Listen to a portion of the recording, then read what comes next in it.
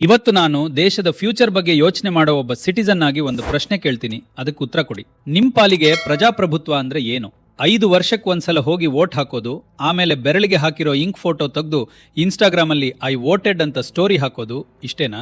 ಒಂದ್ಸಲ ಯೋಚನೆ ಮಾಡಿ ನೋಡಿ, ನೀವು ಬಸ್ ಟಿಕೆಟ್ಗೆ, ಸ್ವಿಗ್ಗಿ ಆರ್ಡರ್ಗೆ, ರೀಚಾರ್ಜ್ಗೆ ಕಟ್ಟೋ ಪ್ರತಿಯೊಂದು ರೂಪಾಯಿ GST ಟ್ಯಾಕ್ಸ್ ಎಲ್ಲಿಗೆ ಹೋಗ್ತಿದೆ ಅಂತ ಯೋಚನೆ ಮಾಡಿದ್ದೀರಾ? ಆ ಟ್ಯಾಕ್ಸ್ ಇಂದ ನಮಗೆ ಒಳ್ಳೆ ರಸ್ತೆ, ಹಾಸ್ಪಿಟಲ್, ಎಜುಕೇಶನ್ ಏನಾದ್ರೂ ಸಿಗ್ತಿದ್ಯಾ?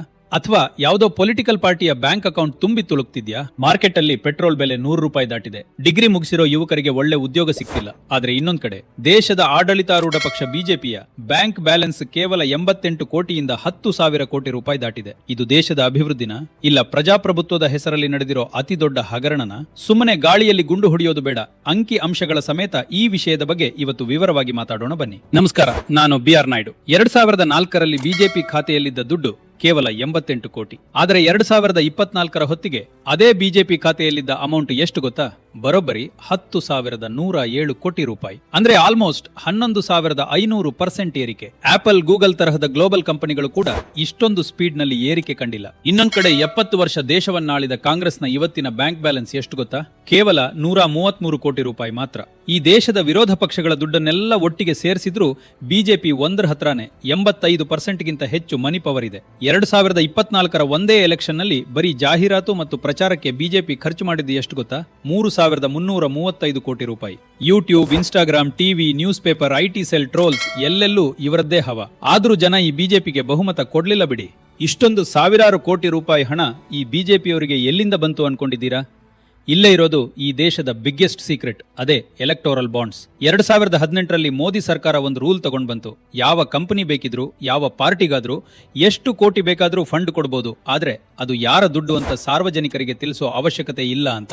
ಆದ್ರೆ 2024ರಲ್ಲಿ ಸುಪ್ರೀಂ ಕೋರ್ಟ್ ಇದನ್ನ ಅಸಂವಿಧಾನಿಕ ಎಂದು ಕಸದ ಬುಟ್ಟಿಗೆ ಎಸೆದು ಡೇಟಾ ಹೊರಹಾಕಿದಾಗ ಬಯಲಾಗಿದ್ದು ಮಾತ್ರ ಶಾಕಿಂಗ್ ಸತ್ಯ.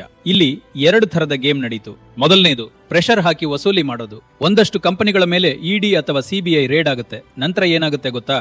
ಆ ಕಂಪನಿಗಳು ಎಲೆಕ್ಟೋರಲ್ ಬಾಂಡ್ಸ್ ತಗೊಂಡು ಬಿಜೆಪಿಗೆ 100 ಕೋಟಿ ಡೊನೇಟ್ ಮಾಡ್ತವೆ. ತಕ್ಷಣವೇ ಅವರ ಮೇಲಿದ್ದಂತಹ ED, CBI ಕೇಸ್ಗಳು ತಾನಾಗಿ ತಣ್ಣಗಾಗ್ತವೆ. ಇದೊಂಥರ ಅಫಿಷಿಯಲ್ ಹಫ್ತಾ ವಸೂಲಿ. ಎರಡನೇದು ಪೇ ಟು ಪ್ಲೇ. ದೊಡ್ಡ ದೊಡ್ಡ ಕಂಪನಿಗಳು ಬಿಜೆಪಿಗೆ ಸಾವಿರಾರು ಕೋಟಿ ಫಂಡ್ ಕೊಡ್ತವೆ. ಅದಕ್ಕೆ ಪ್ರತಿಯಾಗಿ ಗವರ್ಮೆಂಟ್ ನಿಂದ ಲಕ್ಷ ಕೋಟಿ ಮೌಲ್ಯದ ಕಾಂಟ್ರಾಕ್ಟ್ಗಳು, ಪೋರ್ಟ್ಗಳು, ಏರ್ಪೋರ್ಟ್ ಗಳನ್ನ ಪಡ್ಕೊಳ್ತವೆ. ನೀವು ಕೇಳ್ಬೋದು, ಬಿಸ್ನೆಸ್ ಮ್ಯಾನ್ ದುಡ್ಡು ಕೊಟ್ಟು ಪ್ರಾಜೆಕ್ಟ್ ತಗೊಂಡ್ರೆ ನಮ್ಗೇನ್ ಪ್ರಾಬ್ಲಮ್ ಅಂತ.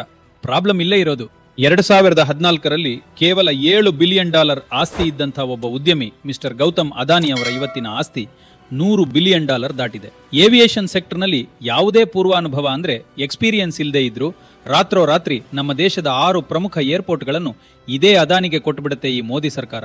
ನೀತಿ ಆಯೋಗ ಮತ್ತು ಹಣಕಾಸು ಸಚಿವಾಲಯ ನಿಯಮಗಳನ್ನು ಎಚ್ಚರಿಸಿದ್ರು, ಆ ನಿಯಮಗಳನ್ನೇ ಬದಲಾಯಿಸಿ ಪ್ರಾಜೆಕ್ಟ್ಗಳನ್ನು ನೀಡಲಾಯಿತು. ಏರ್ಪೋರ್ಟ್ಗಳು, gas distribution, defence, power, telecom, ದೇಶದ ಇಡೀ ಎಕಾನಮಿಯನ್ನು ಕೇವಲ 2 ರಿಂದ 3 ಕಾರ್ಪೊರೇಟ್ ಮನೆತನಗಳ ಕೈಯಲ್ಲಿ ಇಡಲಾಗುತ್ತಿದೆ. ಇದನ್ನು ನಾವು ಓದುವಂತಹ ಸಮಾಜಶಾಸ್ತ್ರದಲ್ಲಿ ಕ್ರೋನಿ ಕ್ಯಾಪಿಟಲಿಸಂ ಅಂತ ಕರೀತಾರೆ. ಅಮೆರಿಕದಲ್ಲಿ ಇಲಾನ್ ಮಸ್ಕ್ ಅಥವಾ ಬಿಲ್ ಗೇಟ್ಸ್ ಹೊಸ ಇನ್ವೆನ್ಷನ್ ಗಳನ್ನ ಮಾಡಿ ಶ್ರೀಮಂತರಾದ್ರು. ಆದ್ರೆ ನಮ್ಮಲ್ಲಿ ಗವರ್ಮೆಂಟ್ ಜೊತೆ ಕನೆಕ್ಷನ್ ಇಟ್ಕೊಂಡು ಕಾಂಪಿಟೇಷನ್ ಎಲ್ಲ ಕಿತ್ತೆಸೆದು ರೂಲ್ಸ್ ಗಳನ್ನೆಲ್ಲ ಕಿತ್ತಾಕಿ ಶ್ರೀಮಂತರಾಗ್ತಿದ್ದಾರೆ. ಇದಷ್ಟೇ ಅಲ್ಲ, ವಿರೋಧ ಪಕ್ಷಗಳ ನಾಯಕರ ಮೇಲೆ ED, CBI ಬರೆಸ್ಕೊಂಡು ಪ್ರೆಷರ್ ಹಾಕೋದು. ಇದನ್ನ ಕಂಪ್ಲೀಟ್ ವಾಷಿಂಗ್ ಮೆಷಿನ್ ಸಿಸ್ಟಮ್ ಅಂತ ಕರೀಬಹುದು. ಕಳೆದ 10 ವರ್ಷಗಳಲ್ಲಿ ED ಹಾಕಿರೋ ಕೇಸ್ಗಳಲ್ಲಿ 97% ಕೇಸ್ಗಳು ನಾರ್ಮಲ್ ಉದ್ಯಮಿಗಳು ಮತ್ತೆ ಸಾರ್ವಜನಿಕರ ಮೇಲೆ. ಬರೀ 3% ಕೇಸ್ಗಳು ಮಾತ್ರ ರಾಜಕಾರಣಿಗಳ ಮೇಲೆ. ಆ 3% ನಲ್ಲಿರೋ 25 ಪ್ರಮುಖ ವಿರೋಧ ಪಕ್ಷಗಳ ನಾಯಕರಲ್ಲಿ 23 ಜನ ನಾಯಕರು ಬಿಜೆಪಿ ಜಾಯಿನ್ ಆಗ್ತಿದ್ದ ಹಾಗೆಯೇ ಅವರ ಮೇಲಿದ್ದ ಕೇಸ್ಗಳೆಲ್ಲ ಕಂಪ್ಲೀಟ್ ಆಗಿ ಕಾಣೆಯಾಗಿ ಹೋದವು. ಇನ್ನೊಂದು ಎಕ್ಸಾಂಪಲ್ ನೋಡಿ, ರಷ್ಯಾದಿಂದ ಕಡಿಮೆ ಬೆಲೆಯಲ್ಲಿ ಕಚ್ಚಾ ತೈಲ ಆಮದು ಮಾಡ್ಕೊಂಡ್ರು. ಖಾಸಗಿ ಕಂಪನಿಗಳು ಇದರಿಂದ ಸಾವಿರಾರು ಕೋಟಿ ರೂಪಾಯಿ ಲಾಭ ಮಾಡಿದ್ವು. ಆದ್ರೆ ನಿಮ್ಮ ಕಾರು ಮತ್ತು ಬೈಕ್ಗೆ ಪೆಟ್ರೋಲ್ ಬೆಲೆ ಕಡಿಮೆ ಆಯ್ತಾ? ಇವತ್ತಿಗೂ 1 ಲೀಟರ್ಗೆ 100 ರೂಪಾಯಿಗಿಂತ ಹೆಚ್ಚು ಯಾಕೆ ಕಟ್ಟುತ್ತಿದ್ದೀರಿ? ಯಾಕಂದ್ರೆ ಲಾಭವೆಲ್ಲ ಕಾರ್ಪೊರೇಟ್ ಜೇಬಿಗೆ, ನಷ್ಟವೆಲ್ಲ ನಿಮ್ಮ ಜೇಬಿಗೆ. लेकिन पेट्रोल डीजल के दाम कम नहीं हो रहे, एक्साइज ड्यूटी की लूट कम नहीं हो रही, मुनाफा किसको हो रहा है? साफ हम बताएंगे. ಇವತ್ತು ದೇಶದ ಬರೀ 1% ಶ್ರೀಮಂತರ ಕೈಯಲ್ಲಿ ನಮ್ಮ ದೇಶದ 40% ಸಂಪತ್ತಿದೆ. ಇನ್ನೊಂದ್ ಕಡೆ ಕೋಟಿ ಯುವಕರು ಉದ್ಯೋಗ ಇಲ್ಲದೆ ಸ್ಟ್ರಗಲ್ ಮಾಡ್ತಿದ್ದಾರೆ.